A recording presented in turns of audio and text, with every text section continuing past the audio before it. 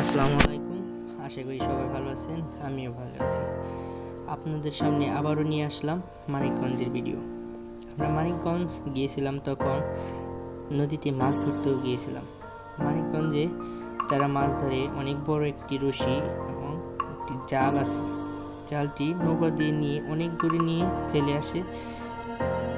ফেলে আসার পরে টেনে আনতে হয় কিনারাতে। আশা করি সবার ভালো লাগবে, দেখেন ভিডিওটা। এই যে দেখতে পাচ্ছেন জাল, এই জালটি নিয়ে যে নদীর ওপারে রেখে আসবে, পানির তীরে রাখার পরে ওই জায়গা থেকে এটার ভিতরে মাছ ঢুকবে টানার কারণে। ইনশাল্লাহ দেখাবো। মানিকগঞ্জে অনেক সুন্দর দৃশ্য, নদীর দৃশ্য। এখানে জালটাই ফালানো হয়েছে, এখন জালটি টানা হবে। জালটি নিয়ে যাচ্ছে, দেখতে পাচ্ছেন দড়ি। এই দড়িটি জালির মধ্যে বেঁধে দেওয়া হয়েছে।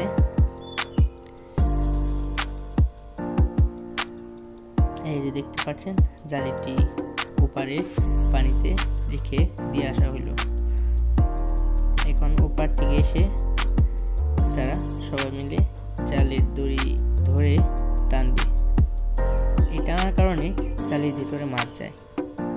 এখানে অনেক ধরনের মাছ আছে, সবাই ধরে টানছে।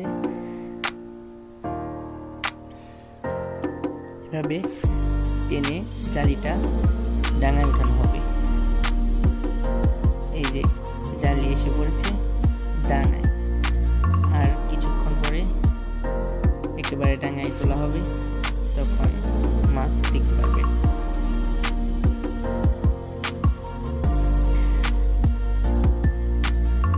দেখতে পাচ্ছেন জালটা এসে পড়েছে। জালটা অবশ্য উঁচা দিয়ে এসেছে, এটা পানি নিচে আসবে, দুপাশে ইটা দিয়ে নামাইয়ে দিবে, মানে ভার করে দিবে, পানির নিচে থাকবে।